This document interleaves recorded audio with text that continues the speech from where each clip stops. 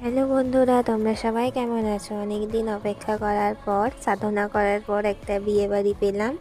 তো 10ই মার্চ ছিল আমার একটা দাদা ভাইয়ের বিয়ে। এই দাদা ভাইটার কাছে আমি ব্যায়াম শিখি। তো দেখো, ডেকোরেশনটা খুবই সুন্দর করেছিল। অনুষ্ঠানটা হয়েছিল দাদা ভাইয়ের নিজের বাড়িতেই। আর এই যে আমাদের মিষ্টি বৌদি ভাইয়ের ঘরেও আমার নিমন্ত্রণ ছিল বিয়ের দিনে। তো আমার ব্রাইড থাকার জন্য আমি যেতে পারিনি। তারপরে তাদের সাথে একটু আলাপ করে চলে গেলাম খেতে। তো অনেক কিছুই স্টল করেছিল, চিকেন পকোড়া, ভেজ পকোড়া, ফুচকা এবং কফি।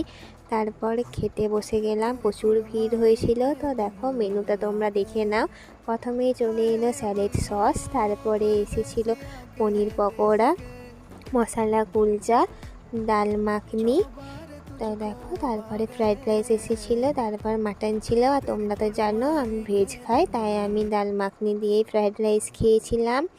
তারপর এই দেখো, এখানে মেয়েটা কি করছে। তারপরে চাটনি, পাঁপড়, দুটো মিষ্টি, এইটুকুই। দাদা, এটা হলো আমার দাদা ভাই এবং বৌদি। দেখো কত সুন্দর দুজনকে মিষ্টি লাগছে।